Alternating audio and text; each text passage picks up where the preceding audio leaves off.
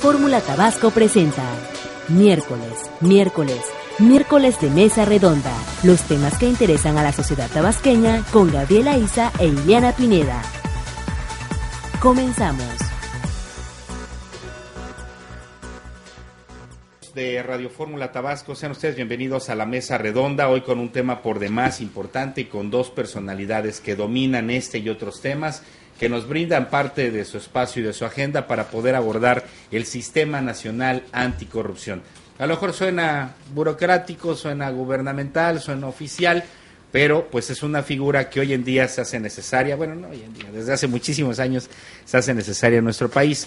Y para ello hemos convocado a dos especialistas en la materia, no solamente en esta, sino en muchas otras más, y que siempre tienen la disponibilidad de platicar en este espacio, en este foro tan importante. Me refiero al maestro Jorge Abdo Francis, que es académico, es rector de la UJAD, hoy es delegado de la Secretaría del Trabajo y Previsión Social en Tabasco, pero sí, es usted estudioso, académico, funcionario público y una figura importantísima, me atrevo a decir, en la vida política de Tabasco en la actualidad.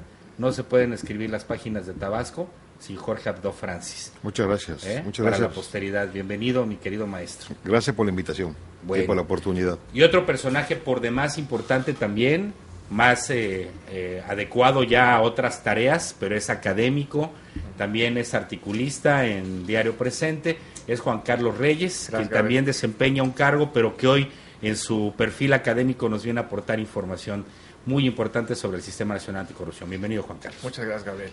Bueno, pues la idea es que desarrollemos este tema con estos especialistas y que usted también nos pueda llegar sus dudas, sugerencias y opiniones a las líneas telefónicas de cabina que están totalmente abiertas, 312-3699 y 312-4759. En Twitter estamos en @Fórmula Tabasco y en @Diario Presente _ El hashtag es Sistema Nacional Anticorrupción.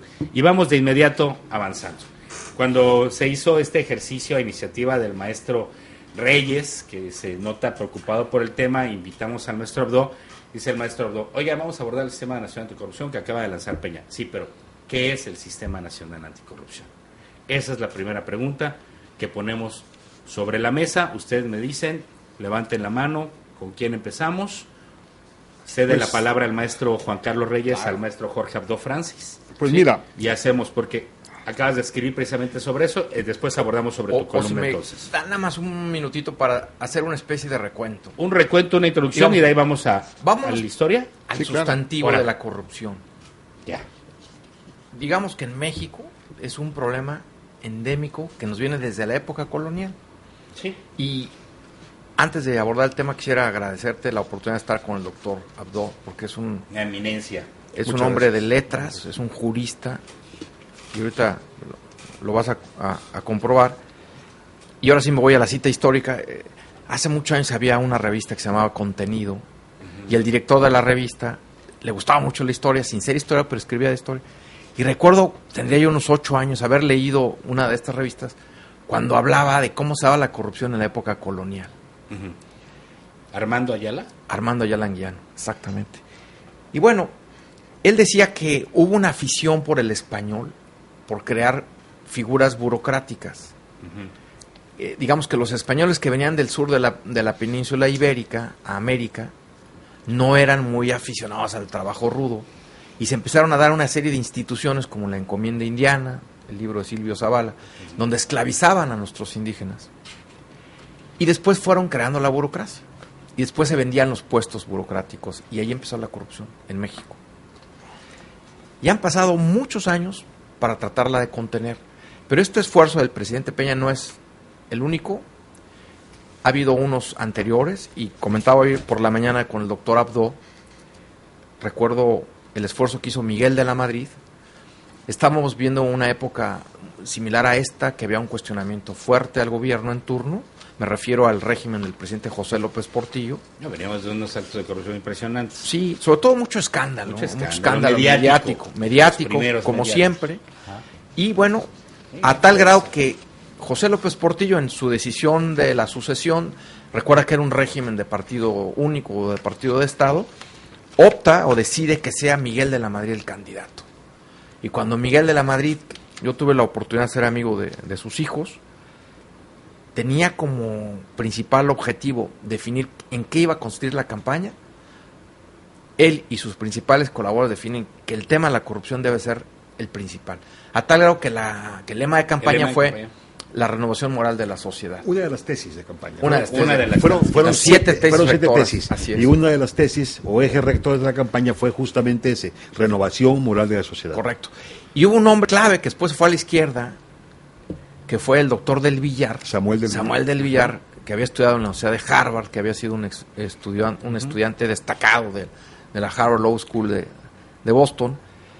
Es el que se encarga de la redacción de esas tesis y que dan lugar al nacimiento de una Secretaría de Estado especializada en regular pues las conductas de los servidores públicos. La Secretaría de la Contraloría General de la Federación. Exactamente.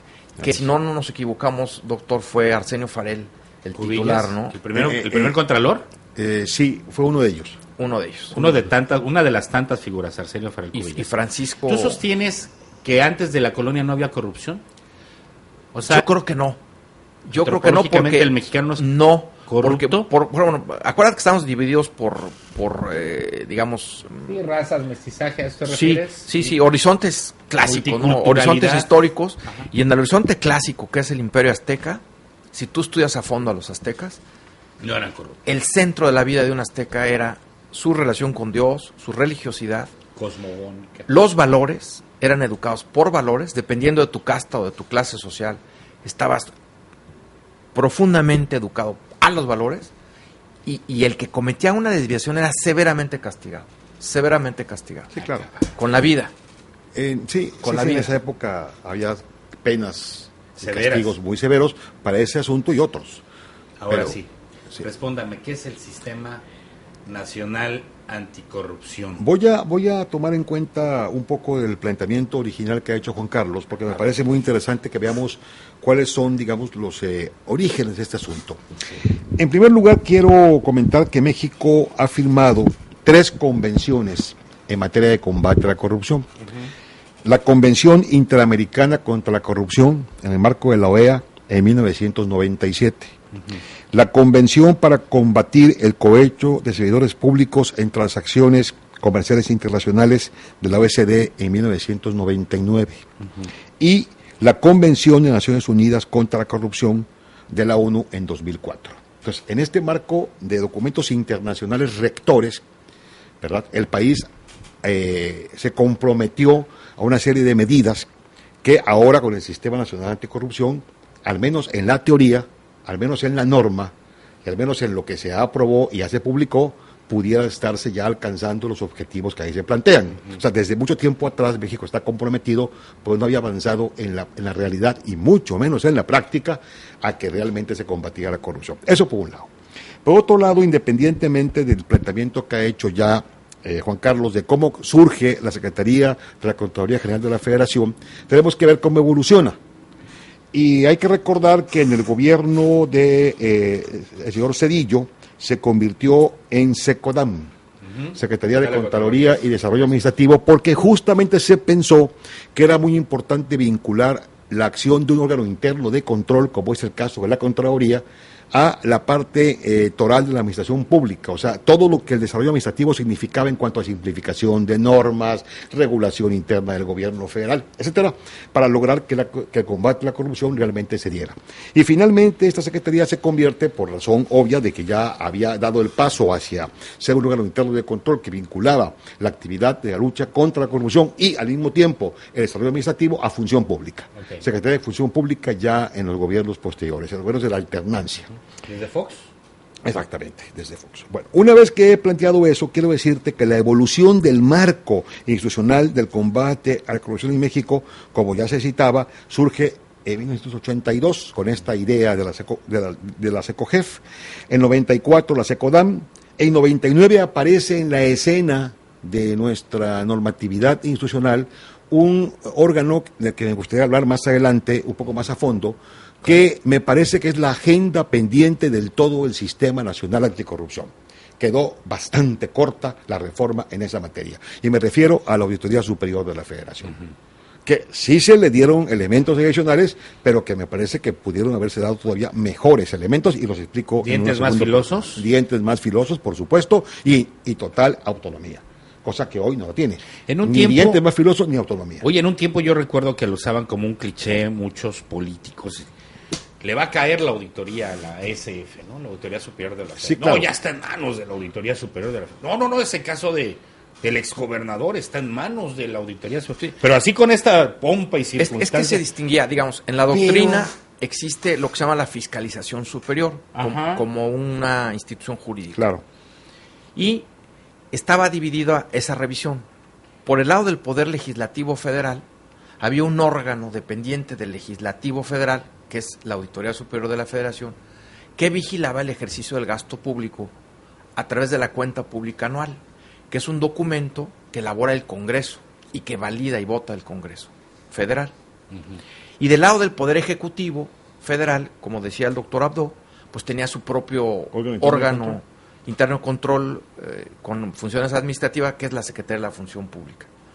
Ahora bien, le doy la palabra al doctor, porque iba muy bien con la cronología del desarrollo. Entonces, en el año 2000, el Tribunal Federal de Justicia Fiscal y Administrativa tiene mayores elementos para intervenir a partir de ese año. Ya desde entonces, ahora ya se fortaleció su intervención, pero a partir de 2000, en la lucha, en el combate a la corrupción, ya en la posibilidad de sancionar a servidores públicos que hayan cometido hechos o conductas que puedan ser, digamos, sancionadas de manera muy puntual por este tribunal a la hora de que exista una posibilidad de que el servidor público no quiera que el órgano interno de control lo pueda sancionar.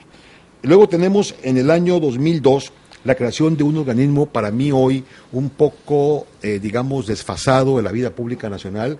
Lo digo con todo respeto, lo siento burocrático, lo siento ajeno a la realidad nacional, que es en el entonces IFAI, hoy INAI, que ha evolucionado para mal. Cuando surge el Instituto Federal de Acceso a la Información, fue un organismo que realmente tuvo la credibilidad ciudadana. Hoy el IFAI. Hoy ya como INAI habría que revisar. Me parece que ya se ha vuelto un botín de partidos políticos, de grupos de interés, de grupos de presión, y que no están llegando a los cargos más importantes en estos órganos garantes en todo el país, quienes realmente puedan darle a la transparencia, al acceso a la información pública y el combate a la corrupción, elementos de fondo. Es que un ejemplo chistoso, ¿no? Un ejemplo grave, porque ni siquiera allá adentro había elementos éticos. Así es. A ver, se robaban el presupuesto. Dices, vamos a combatir la corrupción. Muchos entes públicos y políticos dicen, vamos a combatir la corrupción. Es un problema del país. Este elemento es el más grande y no. Pero él no lo hace. Nada más te doy dos datos. Pero el que lo impulsa, a lo mejor no lo hace. O el que lo legisla, a lo mejor no lo hace. Es que sí son bien corruptos, claro, pero él también corre. Dos datos. La plataforma Infomex, bueno, a nivel nacional, que se supone, la plataforma nacional de transparencia, Infomex, de transparencia, que se supone iba a ser el modelo a seguir y que era el gran plus del INAI. Bueno, tiene fallas, no hay manera de que funcione bien, se cayó. La licitación estuvo mal hecha, y no estuvo Bartlett atrás, una serie de problemas. ¿Por qué? Y ha habido una especie como de silencio en torno a varios temas que son preocupantes por parte del INAI. Por ponerte un ejemplo. Y luego tenemos recientemente un estudio donde habla de la transparencia a nivel nacional de los órganos garantes locales. Y eso se tardaron en entrar. Pero y acuérdense de los exgobernadores, ¿cómo decían? Así es. ¿Qué es eso? Pero el resultado final de ese estudio es que todos los órganos garantes del país están reprobados. De plano. Cuando guste te lo mando el estudio. O sea, fue recientemente se publicó. No se ha logrado dar el gran paso. Creo que no. ¿Por qué? Porque se presta pues al vaivén de la política, o más bien yo diría de la politiquería. Claro, el órgano de transparencia en muchas entidades fue utilizado para, aguántame, pero es que queremos saber cuánto devenga, así sencillo, el gobernador en turno, no podemos liberar esa información, acordémonos de esas prácticas. Entonces tampoco resolvió el problema. Tampoco. Entonces, apareció, como ya decía yo hace rato, la Secretaría de Función Pública, y luego vino una ley federal importante en materia de contratación pública, una especie de ley federal anticorrupción, en materia de todas las partes de los contratos. Luego tenemos en el 2014 ya una fiscalía especializada en materia de delitos relacionados con hechos de corrupción de la PGR, y esa era antes una unidad administrativa. Y finalmente en 2015, a partir del 27 de mayo, hace su aparición en escena el Sistema Nacional Anticorrupción. O sea, el antecedente inmediato es la Fiscalía Especializada de la Procuraduría General de la República no, contra todo la lo que te corrupción. acabo de decir. Ok, pero no, el inmediato es el de la PGR. El avance más importante fue el del 2014, así es. Y va y no hay fiscal especial ni procurador. Sí había Sí, uno, sí, sí, había. claro, Y, sí había, y pero hubo, Y debe haber le alguien cayeron cobrando a esa alguien, fiscal. porque, digo, ahí vemos Sí, Quintana Roo, así vemos es. Veracruz, vemos Chihuahua. Entonces, si yo Habría hablaba que- de 2014, Habría que ver cada caso específico cómo sería. Ahora, Bueno. ¿qué es el Sistema Nacional Anticorrupción desde el punto de vista de la Constitución Política de los Estados Unidos Mexicanos? ¿Cómo define la Constitución en el artículo 113 al Sistema Nacional Bueno. Anticorrupción? vamos a hacer algo, maestro Abdo. Déjeme hacer una pausa, ¿Cómo no? porque ahora sí tenemos que cumplir con nuestros patrocinadores. Si Bueno. no, no va a existir el programa. No, claro, adelante, Hacemos adelante. una pausa y seguimos platicando con el maestro Jorge Abdo Francis y el maestro Juan Carlos Reyes sobre el Sistema Nacional Anticorrupción. Miércoles de Mesa Redonda. Síganos en Twitter, @Fórmula Tabasco. Continuamos. Muchísimas gracias por continuar en la Mesa Redonda. Les saludo en nombre también de mi compañera Ileana Pineda y de quienes están haciendo posible esta transmisión en vivo y en directo desde Villahermosa. Es la capital del estado de Tabasco. Estamos en el tercer piso del edificio que alberga al Grupo Presente Multimedios, platicando con el maestro Jorge Abdo Francis y con el maestro Juan Carlos Reyes. Los dos desarrollan pues este tema, el de el Sistema Nacional Anticorrupción. Ya nos dieron clases de historia, dice el equipo de producción que está muy amena la mesa porque ya nos dieron una muy buena cátedra. Pero ahora vamos a ¿qué es el Sistema Nacional Anticorrupción? Ok. Había dejado el tema. Se había quedado el doctor en la parte, en la de la Constitución, definición el artículo, constitucional. ¿no? Quien define el sistema desde el punto de vista jurídico es la propia Constitución General de la República en su artículo 113. Y le voy a ceder la palabra al doctor porque sí me gustaría que nos platicara el origen de esa reforma constitucional. ¿Cómo no? Pero primero déjame darte la definición. Artículo ver. 113. El Artículo Sistema 113 Nacional Anticorrupción es la instancia de coordinación entre las autoridades de todos los órdenes de gobierno, de todos, De todos los todos. órdenes de gobierno competentes en la prevención, 1, Ajá. detección, 2, y sanción de responsabilidades administrativas y hechos de corrupción, así como en la fiscalización y control de recursos públicos. Y luego ya la propia Constitución establece cuáles son las bases para el cumplimiento de este mandato. Este artículo fue totalmente modificado, esta reforma se publica en el Diario Oficial de la Federación el 27 de mayo de 2015. Y en esta reforma que fue de gran calado, de amplio espectro, no solamente se reforma este artículo, no solamente surge el sistema aquí, sino que se toca la Constitución de fondo en varias partes. O sea, se dan las bases generales para que posteriormente la legislación secundaria, las 7 famosas leyes, pudieran de alguna manera darle, digamos ya, contenido específico a la reforma constitucional. Que por cierto, los diputados y los senadores violaron el propio mandato constitucional porque los artículos transitorios correspondientes del decreto de publicación de la reforma establecían un tiempo para la elaboración, para la discusión, para la promulgación y por supuesto promulgación de la legislación secundaria y se pasaron. Se pasaron de los tiempos. Y fue la presión de la sociedad. Se dio un año. De la sociedad la que hizo que realmente se pusieran a trabajar. Si no, a lo mejor estuviéramos todavía viendo que... ¿No habrán sido las campañas del 15? No necesariamente, porque no tenía nada que ver una cosa con la otra. O sea, había un mandato constitucional. Y tenían un año para cumplir. Y en cada caso específico estaba determinado de qué forma. Entonces, bueno, esta reforma general, porque esta es la general, antes de entrar a las leyes secundarias, tiene atrás 3 primeras veces, vamos a llamarle así.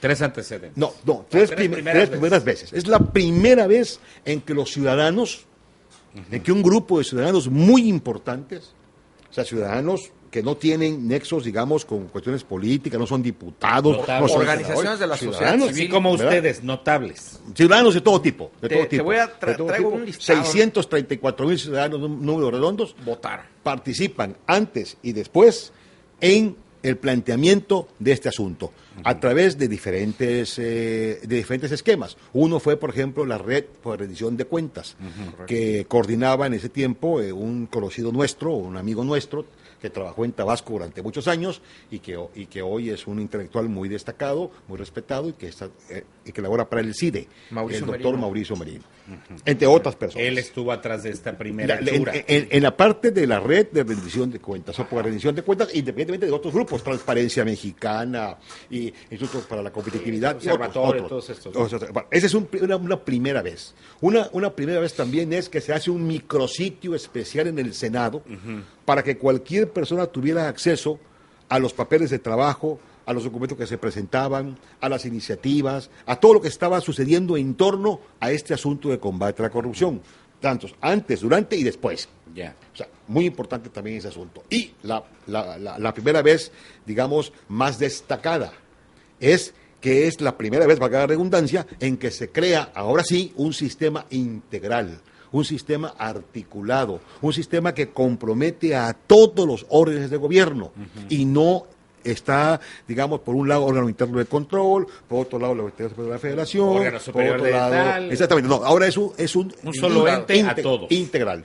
Y Pero un eje. elemento que pasó inadvertido en su tiempo y que luego se retoma es el hecho de que al darse la propuesta de modificación constitucional y que se aprueba y que entra en vigor, el enunciado, el título cuarto de la Constitución cambia y al momento de cambiar introduce a los particulares en la posibilidad de cometer actos o hechos de corrupción, y eso se perdió de vista cuando vino el debate subsecuente. Si tú revisas rápido, y lo podemos revisar acá mismo, cómo es el enunciado del título cuarto, dice así ahora, a partir de mayo de 2015, de las responsabilidades de los servidores públicos, particulares vinculados con faltas administrativas graves o hechos de corrupción. Sí. Esto es nuevo, esto es a partir de mayo de 2015. Particulares, insisto, vinculados con faltas administrativas graves o hechos de corrupción y, por supuesto, la que ya existía, la responsabilidad patrimonial del Estado. O sea, ya en la propia Constitución, en el título cuarto, estaba la posibilidad de fincar responsabilidad a los particulares cuando estos intervengan en hechos o actos de corrupción. Desde aquí viene ya el nacimiento de esta idea. ¿Qué quiere decir esto? Que se reconoce expresamente en el texto constitucional que la corrupción no es un hecho aislado solamente de servidores públicos, sino que tiene que ver con todos. Es el empresario, el cuate, ¿no? Con todas las personas. A todos los que les han brindado contratos. O redes, ¿no? Redes. De ahí nace el asunto de conflicto de interés, justamente, y otros temas que están vinculados con el combate a la corrupción y la lucha contra la impunidad. A ver, yo lo veo emocionado. No, bueno, es que es parte y de un tema también que a me gusta Juan mucho. Carlos, así por la experiencia que han tenido ustedes como funcionarios públicos, como académicos, como estudiosos, ¿ahora sí va a funcionar? Ustedes tienen, porque los veo, ¿están ustedes esperanzados? Mira, porque a mí ya no me ilusiona nada de lo que, mira, Juan, maestro Abdo, ¿cuántos foros no hemos visto? ¿Cuántas participaciones? Bueno, hablamos de 634,000 ciudadanos. ¿Cuántos organismos no le entran? ¿Cuántos no están atrás dándole la vuelta al país? Y te digo, a mí ya no me ilusiona absolutamente nada. No sé por qué pienso que las cosas en mi país no cambian ni van a cambiar profundamente. Porque el cambio está también en uno, en nuestros valores, en cómo hemos crecido. Porque hay corrupción desde el kinder, desde la primaria. Pero yo los veo emocionados. Es que la verdad, algo va a cambiar. Te voy a contestar con Tácito y con Voltaire a tu digamos, envenenada pregunta. Sí, está muy... Pues es que claro que estoy envenenado. Imagínense de este lado de los medios de comunicación. Pues claro que ve uno pasar tantas cosas. Sí, claro. Dice Voltaire, corrupción. Quienes creen que el dinero lo hace todo, terminan haciendo todo por dinero. Sí. Un elemento. Todo. Pero tenemos otra frase que yo me parece muy importante para dar respuesta a lo que tú estás comentando. Mientras más corrupto un Estado, más numerosas sus leyes. Tácito. Ay, caramba, okay. ¿Y por qué nuestra Entonces vamos a la Carta Magna está tan amplia? Por eso es, porque somos un país de corruptos. Somos un Estado corrupto. Parte de el nuestra Estado cultura. En su conjunto, me refiero. Y entonces, para poder combatir la subcultura de la corrupción, tenemos que ir por la cultura de la legalidad, por la cultura de la civilidad, por la cultura de la tolerancia, por la cultura del Estado de Derecho, por supuesto, por la cultura del cambio de todos. Por eso ahora, cuando se lanza esto, en el marco de esto, surge el tema de la Casa Blanca, el del perdón. Bueno, Peña, vamos para atrás a reivindicarnos.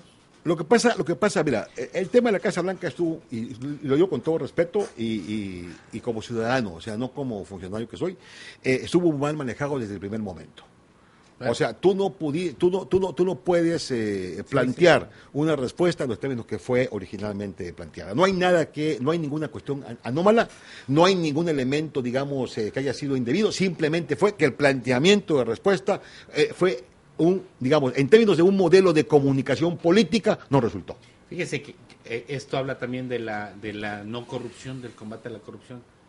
Un pensamiento de esta índole, en donde no se ampare, a pesar de pertenecer a un sistema, claro, que no tengas por qué amparar una situación que también se lo ha hecho su cara al presidente. El señor presidente, estuvo muy mal manejada la situación de la Sí, Casa claro, Blanca. estuvo mal manejado. Ya desde ahí empezamos a acabar con esas viejas prácticas del sistema, eso es lo que veo. Pues es que no hay otra. No lo puedes decir, No. jefe.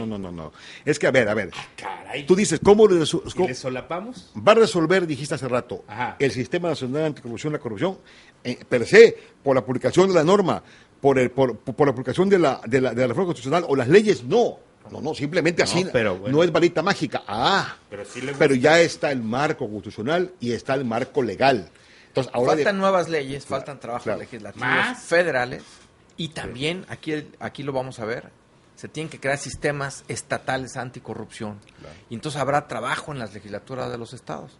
Habrá que trabajar la legislatura del estado de Tabasco, Ajá. sus propias leyes. bueno, también, Fíjate que y todos los estados, ¿no? Convocamos a José Antonio de la Vega Smitia, que es el presidente de la Junta de Coordinación Política, a la mesa, y estaba encantado con venir, tuvo otros compromisos, se excusó, pero antes de irse tuvimos una entrevista con él aquí, y uno de los temas que dijo que iba a ocupar la segunda parte del periodo del trabajo legislativo era precisamente el fortalecimiento de esta figura del Sistema Nacional Anticorrupción. Es que es un mandato constitucional. Claro, Es que pero lo local hay lo para- tienes que robustecer. Sí, por supuesto. No nada más, por supuesto. ya me vino la ola de reformas federales y a ver, vamos a aprobar, le hacemos a todo. Ahora, respondiendo a tu pregunta, A ver, ¿va a funcionar? ¿va a funcionar? ¿Tienes esperanza? Sí va a funcionar. Mira, Pues yo te veo emocionado.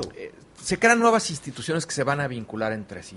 Está el Consejo de la Judicatura Federal, está el Instituto de Transparencia, está el Tribunal Federal de Justicia Administrativa y sobre todo hay La Auditoría Superior. la Auditoría Superior de la Federación, pero hay un ingrediente novedoso, como dice el doctor, que es le das un asiento, le llaman ellos la séptima silla, a los ciudadanos. Exacto.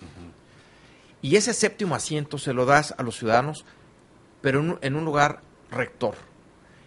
Es una silla que va a dar la oportunidad que los ciudadanos tengan conocimiento de los patrimonios, las trayectorias de los servidores públicos, sus ingresos, las sanciones que los órganos internos de control le asignen a un servidor público. Ahí va a haber un registro de sus sanciones. Y entonces cada vez que un político que gane una elección quiera, pongamos el caso de un nuevo alcalde, designar a su cuerpo de colaboradores, va a tener la oportunidad de consultar esa base de datos, de ver quién está designando.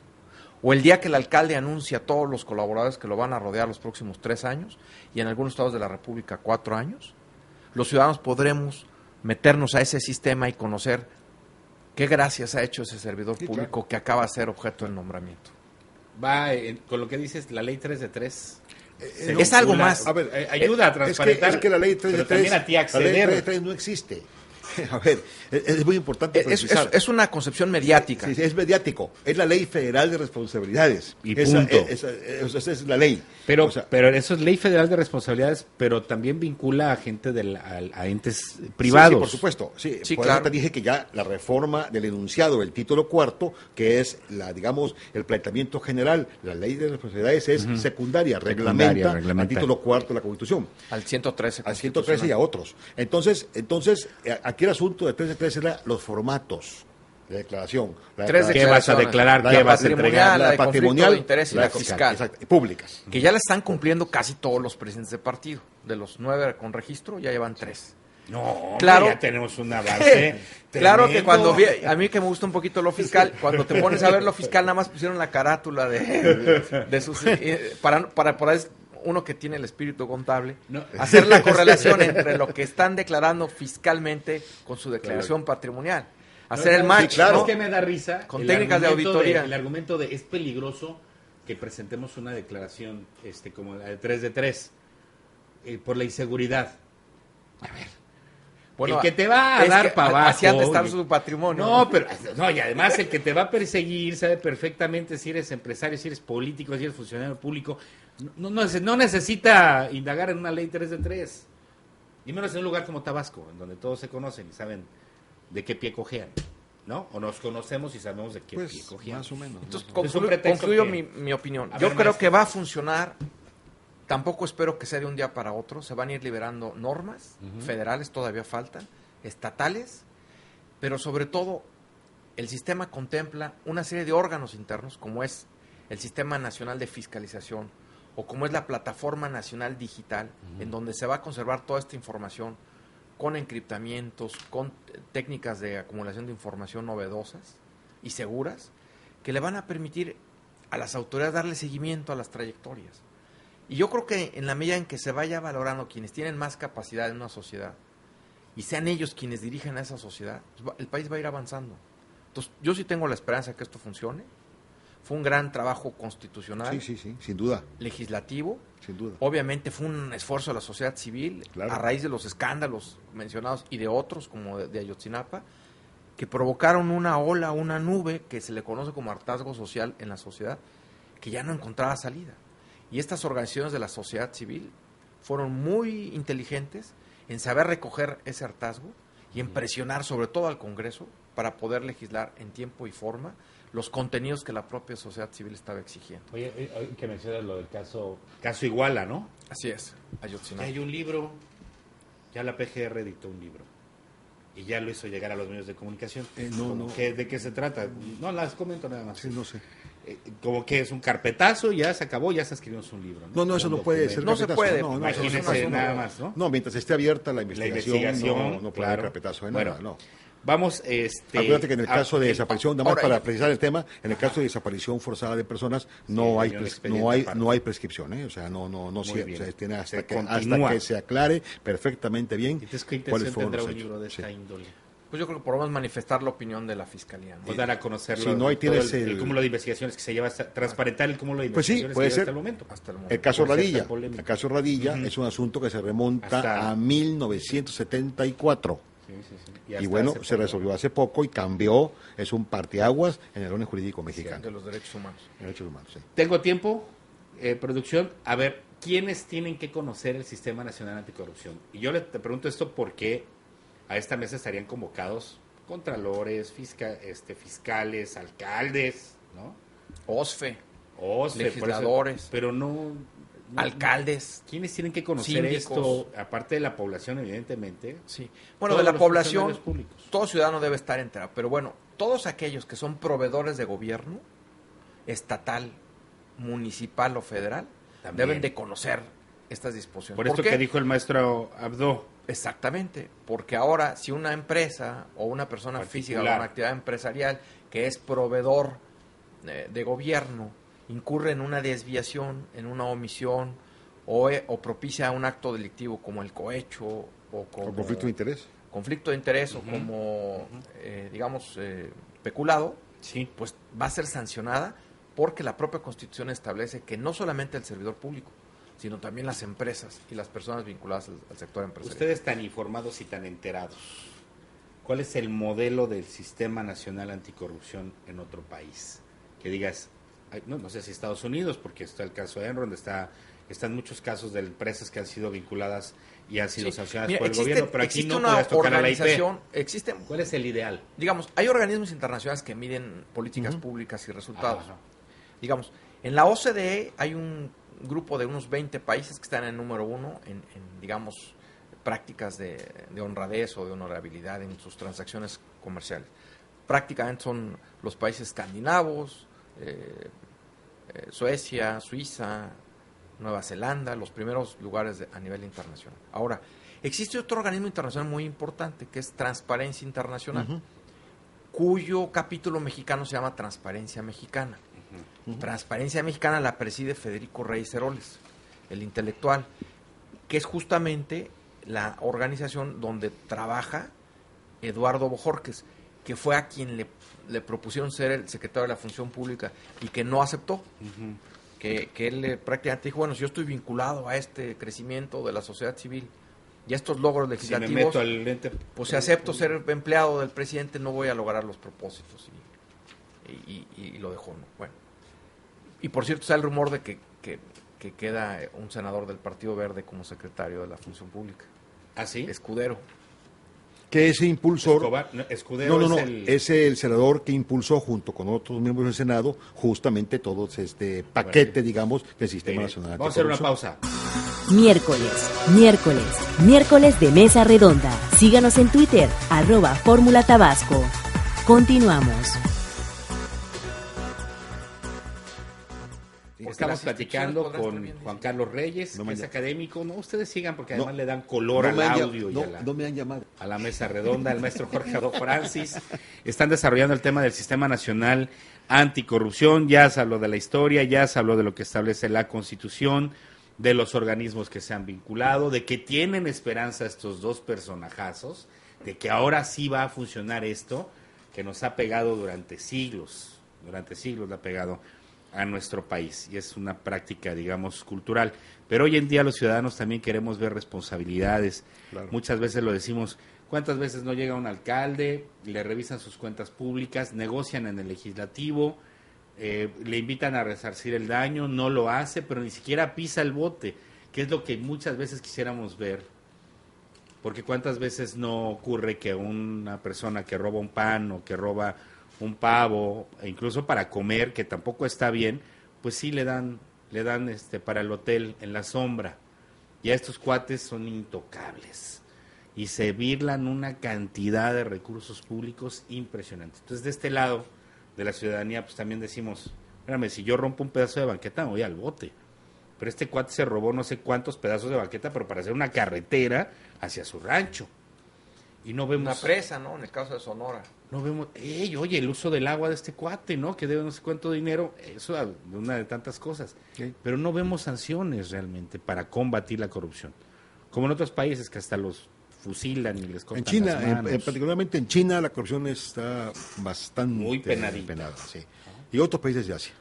Bueno, la cuestión es que ya estamos en la parte final de este ejercicio, es la parte de las reflexiones, pero ustedes tienen mucha información también que aportar sobre lo que compete al Sistema Nacional Anticorrupción. Así es que los dejo hablar para que nos digan y ya luego una reflexión al final. Yo concluiría como una reflexión final puntualizando que el Acérquese, Sistema Nacional Anticorrupción tiene 4 ejes. Ajá. El primero fue buscar fortalecer la Auditoría Superior de la Federación.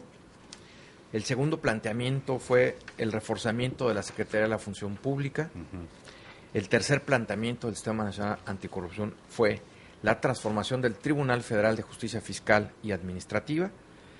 Y como cuarto eje es el de la creación de una fiscalía especializada que esté dentro de la Fiscalía General de la República, que le dé seguimiento y que presente las denuncias correspondientes. Ahora, me voy a detener un poquito en lo que es el tribunal. El tribunal se transforma y tiene ahora, a través de salas especializadas y de la tercera sección de la Sala Superior del Tribunal Federal de Justicia Administrativa, pues esta nueva facultad para, digamos, continuar con los procedimientos sancionatorios a los servidores públicos, con principios de razonabilidad, de proporcionalidad y buscando la verdad material.